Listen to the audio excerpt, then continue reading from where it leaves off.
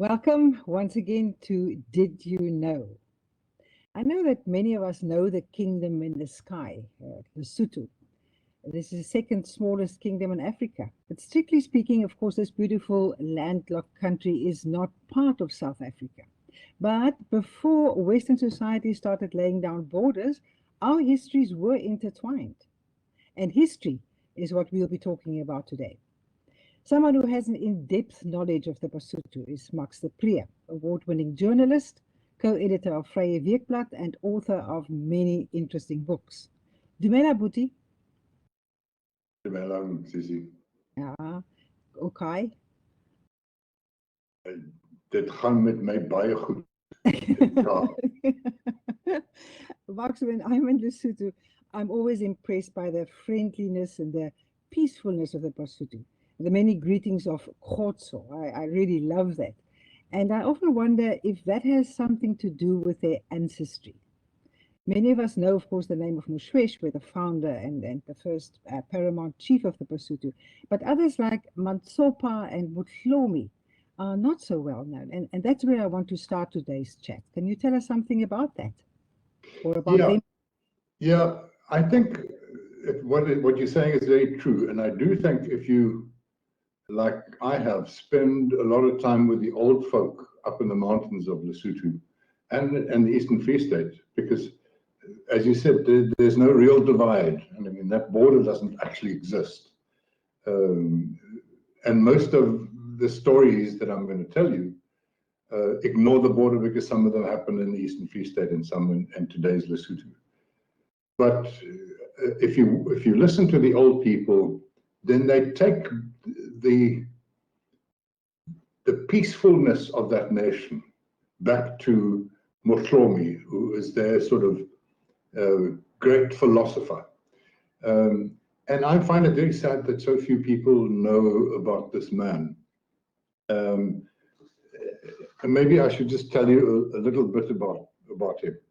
He was the great-grandson of Chief Monaheng, who brought the Sotho-speaking people into that valley, the Mohokare Valley, or now the Culloden Valley, in the early 1600s, maybe late 1500s. I remember these were Sotho-Tswana-speaking people. They came down the center of South Africa, and by this time, the Nguni-speaking groups had already passed along the east coast.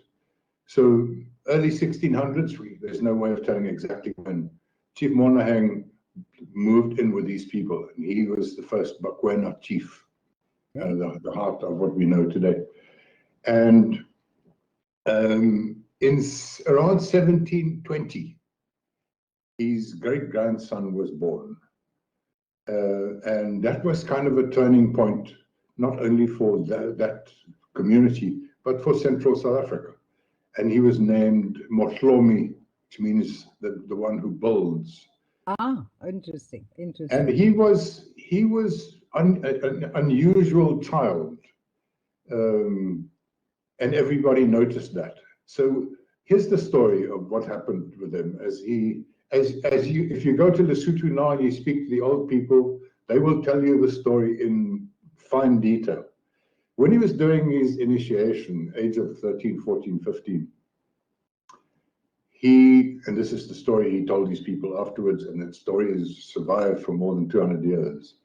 One night, the roof of the initiation hut opened up and a giant eagle landed and carried him to above the clouds, where he met the Badimo, the spirits of the ancestors.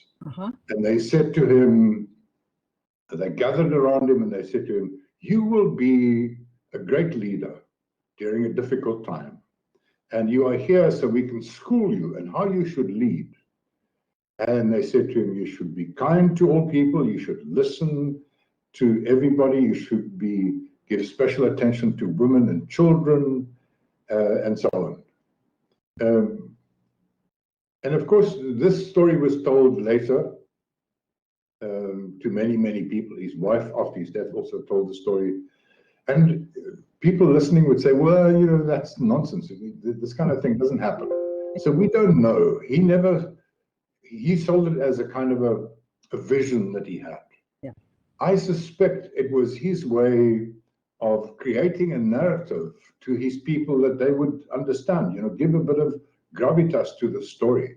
So it was a figure of speech. He was using symbols, but that's how it came about. And then quickly after that, when he became a young chief, by the way, in Clocolan, which was then called Tlotloane, I don't know why we don't change it back to Tlotloane. Easier said. That's where he lived. He became a chief, and he was extremely unusual for the time. Yeah. We're talking 1700s now. Yeah. He disbanded his army, his fighting men, and he sent them all into the fields to grow crops. He had created a whole culture of sitting around with all the wise people, and in those days they were men, only men allowed. And he created this sort of society where people discussed things.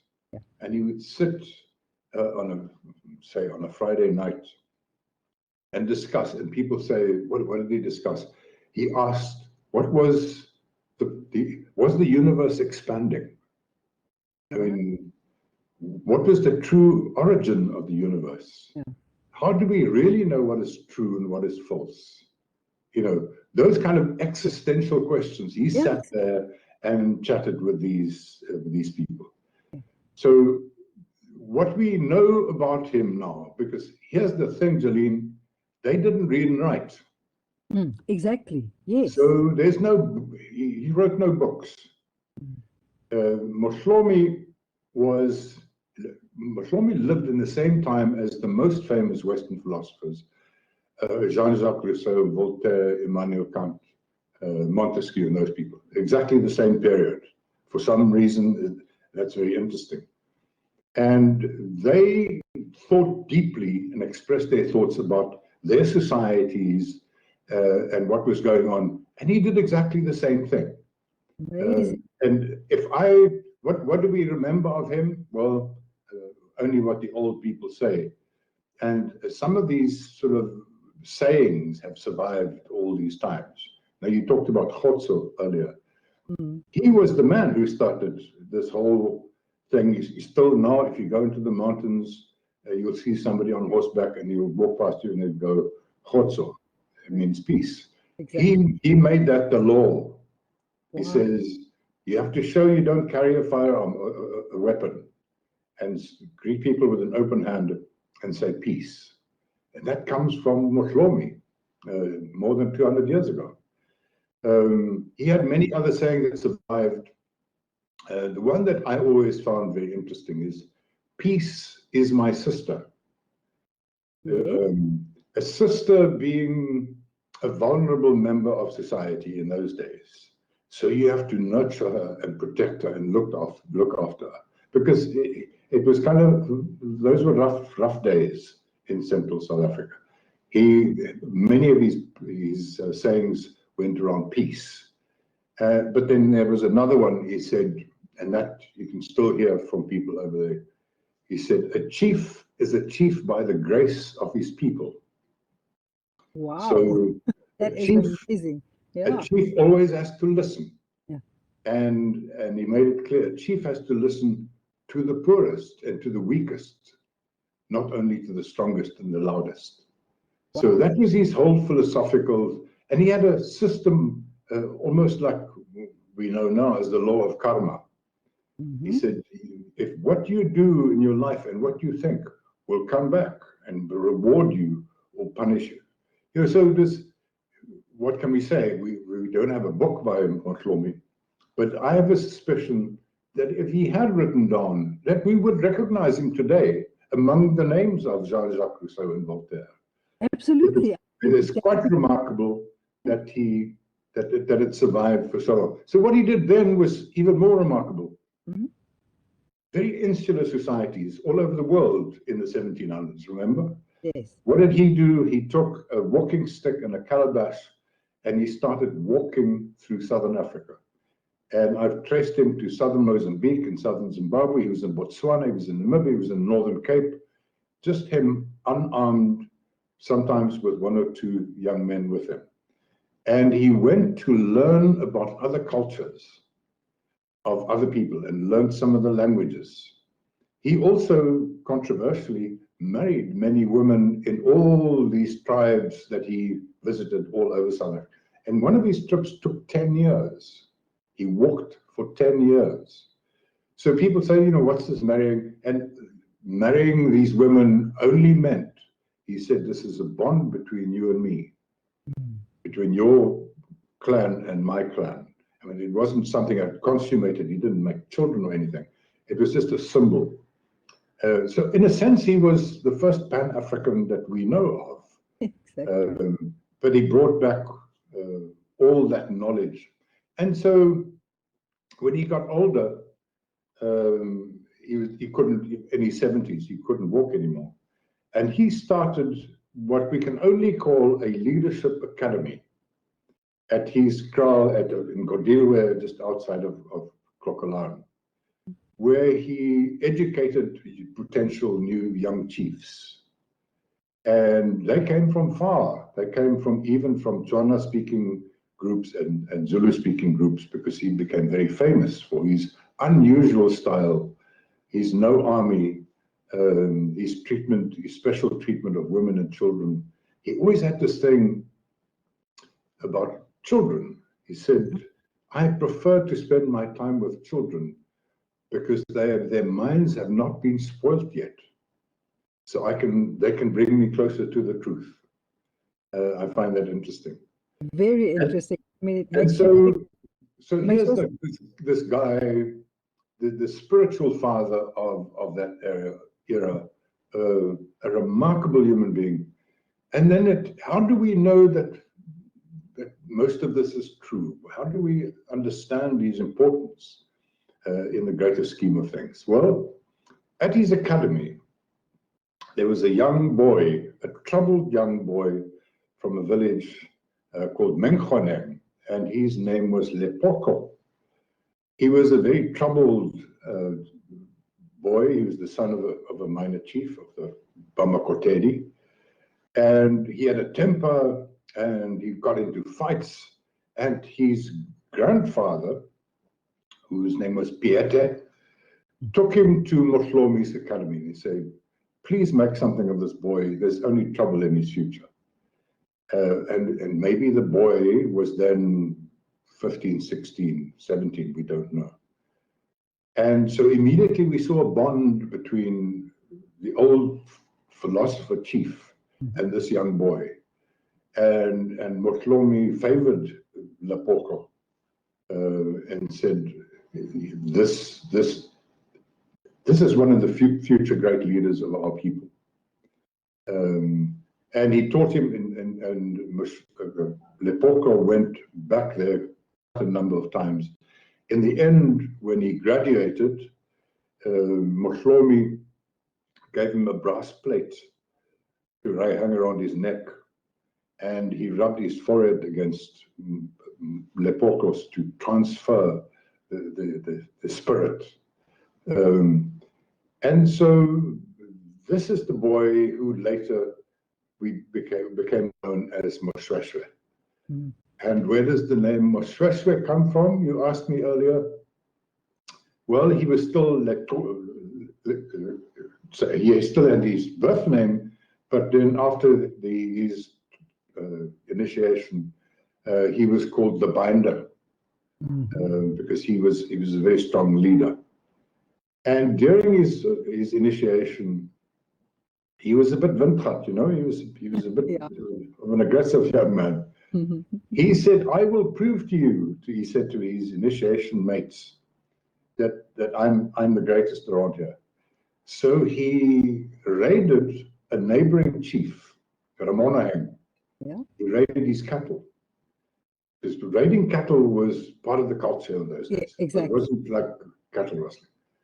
And he brought back all these fat cattle, and he shaved Ramonaheng's beard to rob him of his manhood, to sort of rub it in. And his praise singer, Lepoko's praise singer, then simulated the sound of the beard, of the blade on the beard. And he said in his song, in his praise song, he said he shaved his beard, shwe, shwe, shwe. And that's how he got the name of Moshoeshoe. Oh, but he definitely, I mean, they were not the Basotho at that stage. He was just. No, the concept Basotho didn't exist then. Uh-huh. They didn't exist at all. They were just a group of people who spoke this language. Uh-huh. So how did the Basotho come about? Well, one last thing on Mohlomi, what he's remembered for most was that shortly before his death, I think it was about 1810, he predicted that a great red cloud was going to engulf his people. Yes. And everybody understood that because in the years to come, the Difakane started happening.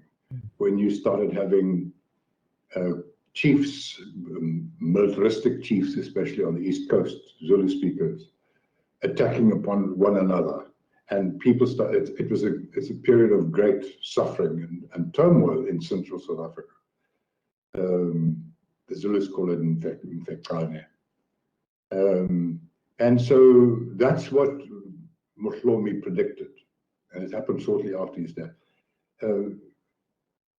Moshoeshoe was then a very young chief near Botabuti. From today's Botabuti, there's a big mountain. He took his people up there, and he was first attacked by Chief Mantatisi, who is another story that I'll tell you about one day.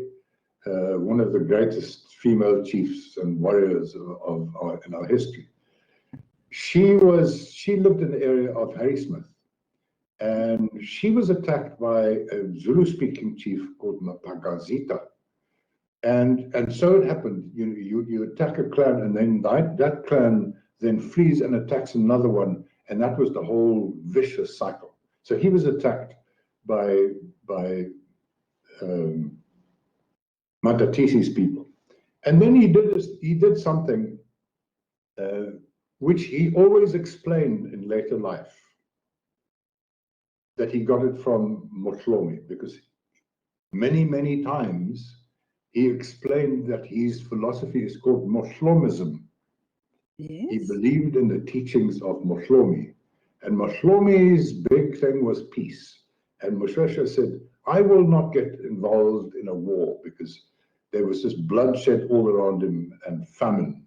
And he said, we will not be a part of this. So he trekked from there to closer to today's Maseru, where he found a flat-topped mountain that was more or less impenetrable. And it was called Tababosiu, the mountain at night.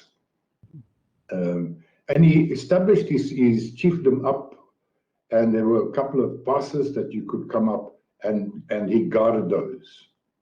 And really, people should go there, because that mountain exists today exactly as it looked then.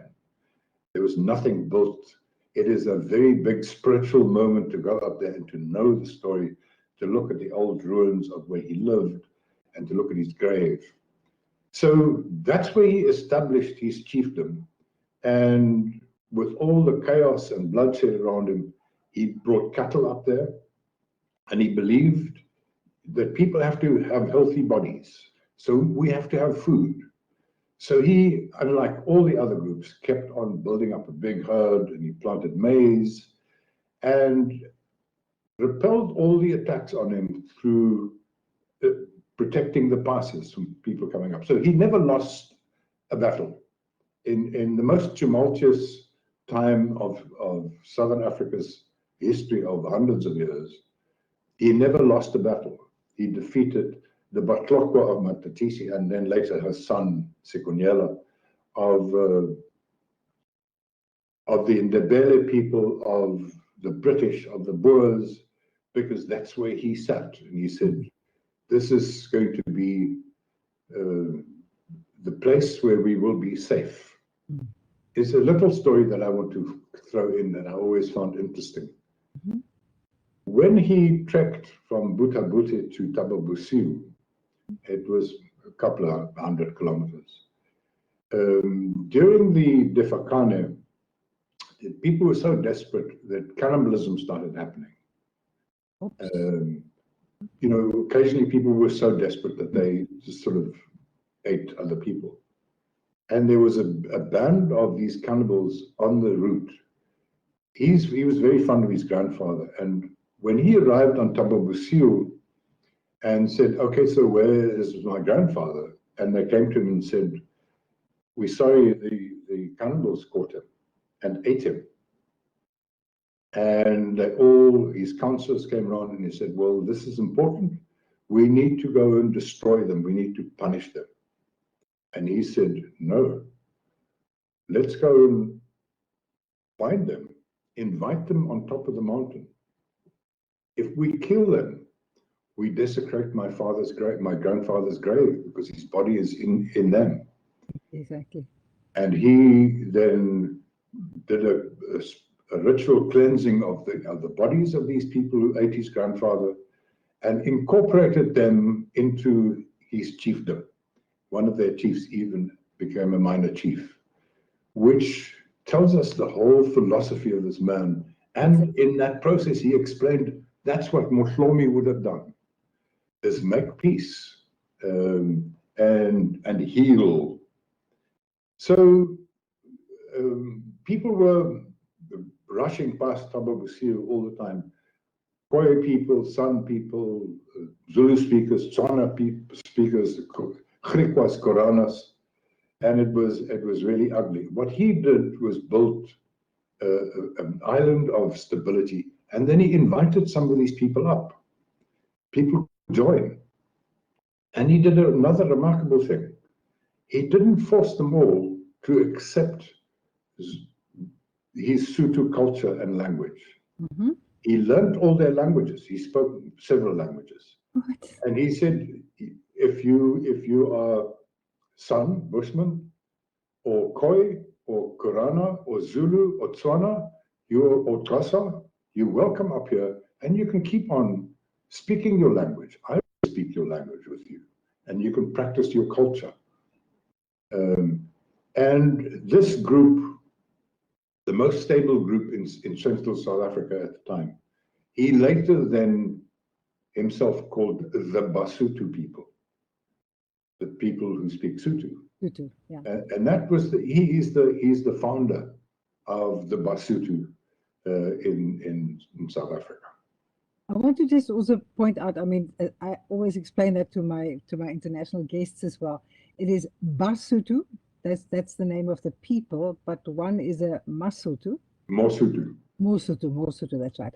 And then they speak Sesotho and they live in Lesotho. So I mean, I just explain sort of, the African languages are completely different, to the Western languages in this specific way that they use the. And of course, it wasn't called Lesotho then; it was called Basotho land. Well, it wasn't called anything until 1868 when the British annexed it, and then they called it Basotho land. Before that, it didn't have a name. We need to get to that connection there also, sort of the British influence there, and then also the fact that Moshoeshoe actually invited missionaries of the Paris Evangelical Missionary Society, and that they had an influence on the diplomatic relationships at that stage.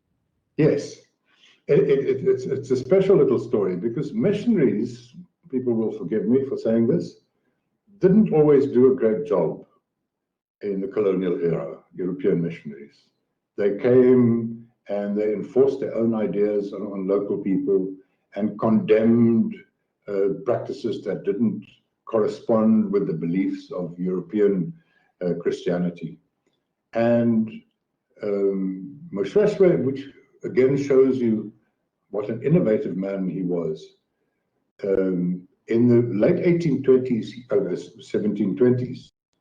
1820s, he met a Griqua with the name of Adam Krotz, who told him about white people, about missionaries. And he said they are clever and they do all kinds of things and they can read and write. And he said, go and buy me some missionaries. because he had no idea what they were. And so this happened to be heard by two young Frenchmen, led by Eugène Casselis and Thomas Arbosset. And they went and lived there. And they were different from other missionaries. They became Basotho.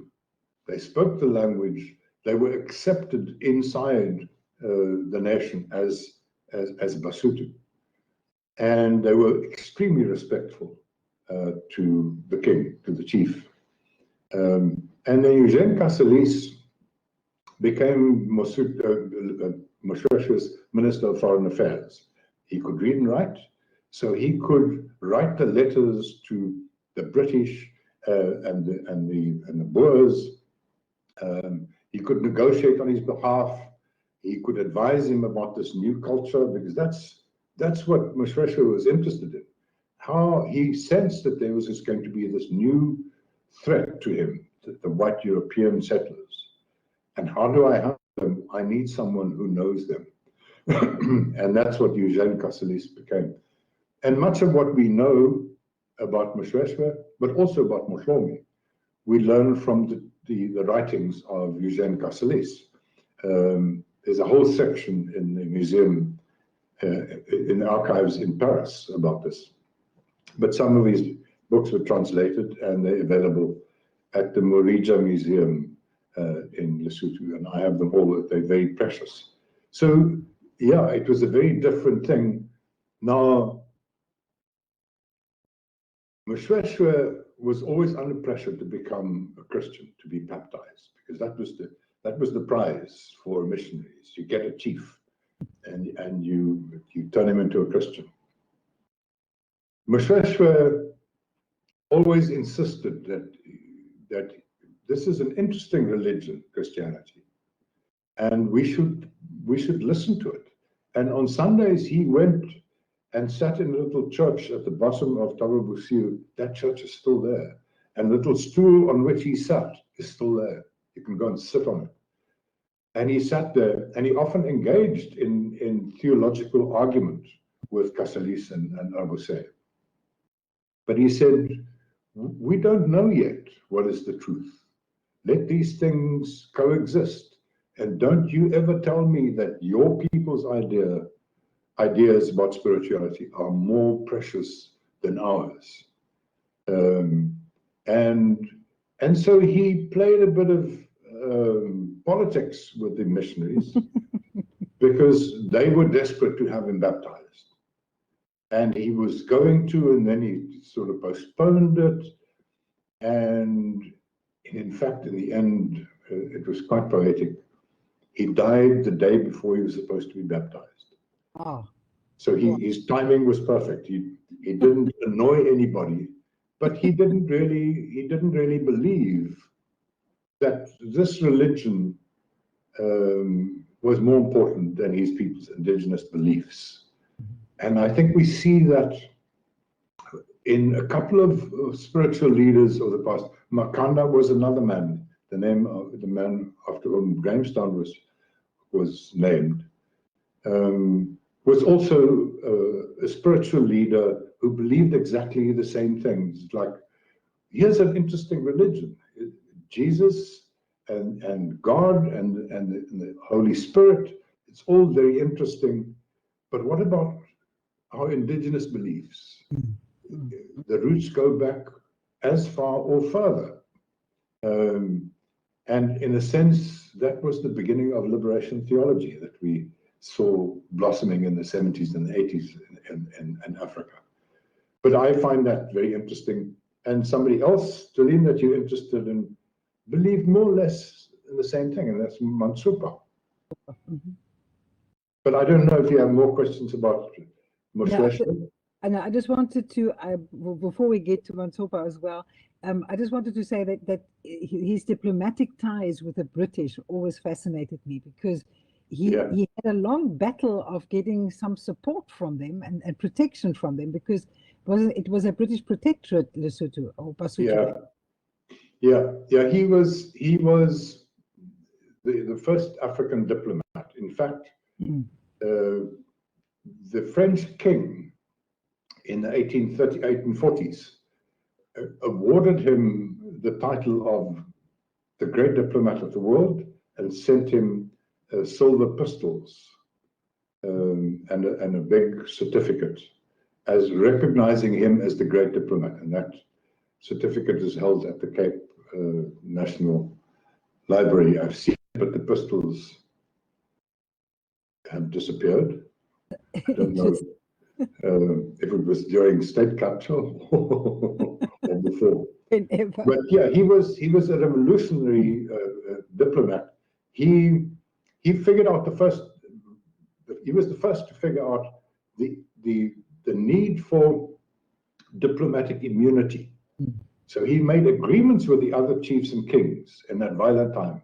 So we can kill each other, but if someone is my emissary, if I send someone to go and take a message to you, you can't touch it, which became diplomatic immunity, which didn't really exist anywhere in the world. And that was accepted even by people like Shaka and Mapangazita and Mzilikazi. So yeah, he was attacked by the British once, and he defeated them. And he sent a messenger after them with a bunch of cattle, and he said, please send my regards to your queen, and please visit again. He played off his enemies against each other. Okay. He went to Shaka, and he sent his men to Shaka, and he said, you know, Mzilikazi is saying very nasty things about your mother. Oh, wow. Oh, so no. If I were you, I would go and sort him out. And Shaka was outraged, and he attacked Mzilikazi, and then Moshoeshoe didn't have to. So that was the way he did things. I think it is quite remarkable. And I think what is the greater importance of Moshoeshoe is he brought stability to Central South Africa at a crucial time. If it hadn't been for him, if he had taken part, as Mzilikazi and Shaka and all these others had taken part in this orgy of blood, South Africa would have looked very different now, and certainly because that coincided with the arrival of the first settlers, the Voortrekkers. Yes, right. 1820s, 1830s, they arrived. And if that war was still raging, South Africa would have been really, really different. So he stabilized Central South Africa in the 1830s and 40s. And of course, when the enemy became too strong, the British and the Boers, he then asked Britain for protection. And in 1886, it became the protectorate of Basotho land. Now, the point about that is his people were never subjected to apartheid. Yes. Exactly. Unlike all the people surrounding them. But I mean, I find it quite interesting that I mean the King of France gave him pistols as a way of honor, and he was actually made of peace. That is the one thing. But then there's also the story of that's how the French do things. I always think of a story that I heard at some stage. I don't know where actually I heard it. That in his battle almost to get British protection, it didn't come easy. Eventually, he apparently sent the Queen a leopard skin, and then eventually she started recognizing, well, this guy maybe has got something in Africa. This guy in Africa. So I mean, he really wanted peace, and he really wanted it with the help of the British. Yes, he was very clever that way, and he played the Afrikaners also. Yeah. There's some wonderful stories. He attended the opening of the first Volksraad of the Orange Free State Republic, and said, "You are welcome. I am the mother hen, and you are welcome under my wings." And they didn't understand it. They didn't know that they didn't really comprehend that he was the king of the area. And what he said to them was kind of, you're welcome. He didn't say to them, own it and take it away from me. That was the big thing. I mean, my own great-grandfather got a farm in the Eastern Free State from the king.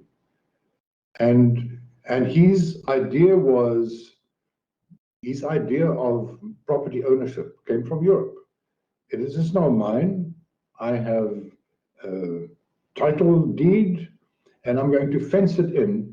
And if any of you bastards come onto my land, I'll kill you, because it's mine. When Moshoeshoe gave him the farm, it was more, yes, this is a piece of land for you, but it isn't yours. It is ours. You just have the right to use it. Please look after it. And we're still struggling with that kind of historic misunderstanding of philosophies of property ownership.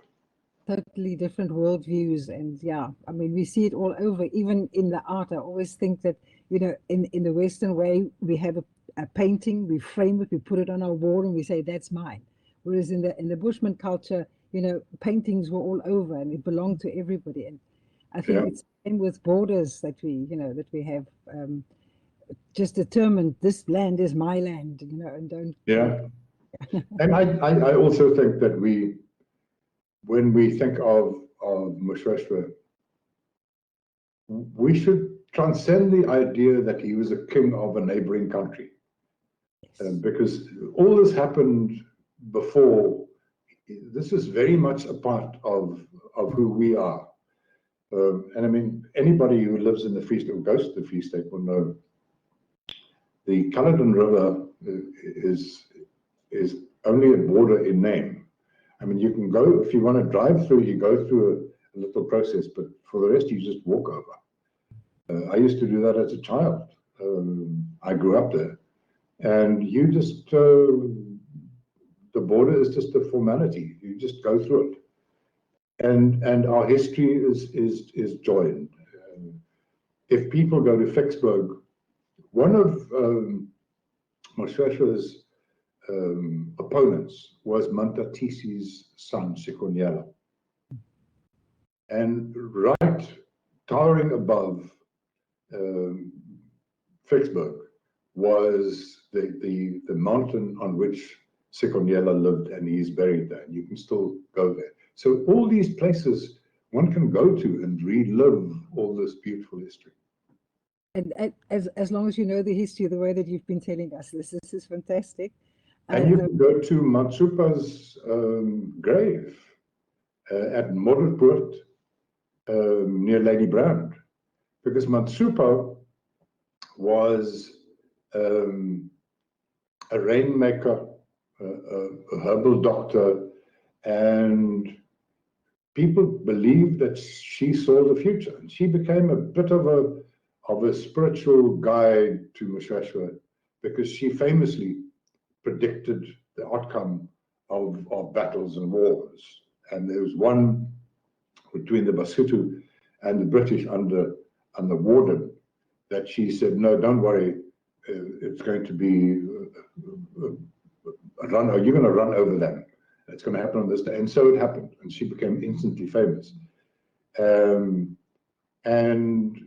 she's a very interesting figure because she then became a Christian, which meant that this stuff was frowned upon by the missionaries, by the white missionaries. So you can't believe in all this nonsense and still call yourself a Christian. And she said, no, no, no, no, no. You have a very shallow understanding of God. You see God on the pages of a book. I see him in my soul and in my heart. And I understand him better than you do. So she's famous. If you go to Lady Brown now and you talk to the locals, they still talk about Mantsopa, because she was a bit like the Afrikaans prophet Tina van Rensburg. And they didn't live too far apart. She was supposed to have predicted the advent of motor cars, because she said, big revolution coming, people will start traveling sitting down. Okay. Like in a chair. Did this like 30 years before Henry Ford had a car in mind. And so, you know, we don't know. Maybe she had something else in mind. But this is how these myths are built. But she was a very spiritual person, rainmaker. Rainmaker is the other thing that people, you know, we need to get our heads around what that meant.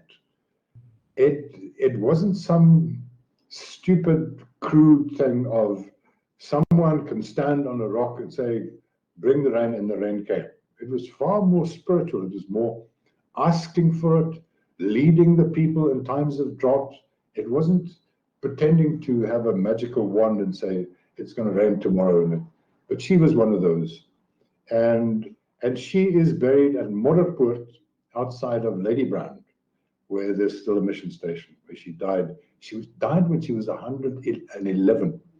Whoa, not bad. And you can still go to her grave, and you'll meet some of the old folk there.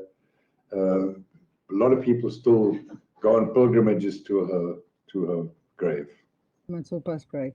Well, I mean, if we think of that part of the country with, you know, it must have been, something must have happened in the heart of the country, the Free State, with the Mantsopas, the Mohlomis, even the Griqua, Le Fleur, I mean, Yeah. Senior for Rensburg, so maybe that's our prophetic corner in the corner area. And you know, people who listen to watch this will be surprised that they didn't know so much about Moshoeshoe and Mohlomi, because we know about Dingaan and Shaka and Mzilikazi, and that's the problem with our history, or with history in general. We remember the violent men. We remember the violent men.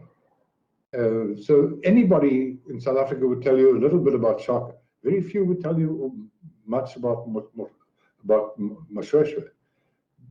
Partly because it's not a dominant language group, the Xhosa and the Zulu being more dominant, but partly because he was a peacemaker. Exactly. He was not this brave, macho man, although at the same time, if you listen to some of the military analysts, he was a bit of a military genius in order to protect peace. Here's a little factoid, a fun fact. When he saw the Griqua on horseback for the first time in, I think it was about 1829, he said, "What's that thing?" And they said, "It's a horse." Because they were, you know, horses are not indigenous to Africa. Yeah. And he said, "I need a lot of those. I need a lot of those." So he sold large numbers of these cattle, and he sent all these the Griqua hunters of the area, and he collected horses from all over, from the Cape Colony, from the Eastern Cape, and trained his men. And within 10 years, he had the biggest cavalry in Africa. Amazing. If you go to Lesotho today, people are on horseback. All There's the time. a national day at Morija every year, a national cultural festival, and they have these horse shows where the riders simulate battle. That was him. He was an innovator. He was an inclusive man,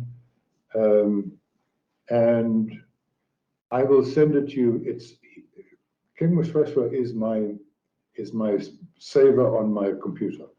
He is someone that I grew up with. My father didn't tell me stories about cowboys and crooks. He told me about King Moshoeshoe. Wow. Wow. Well, Max, unfortunately, our time is run out, but I cannot thank you enough. So, in Sotho, Kia leboha, and Khotso.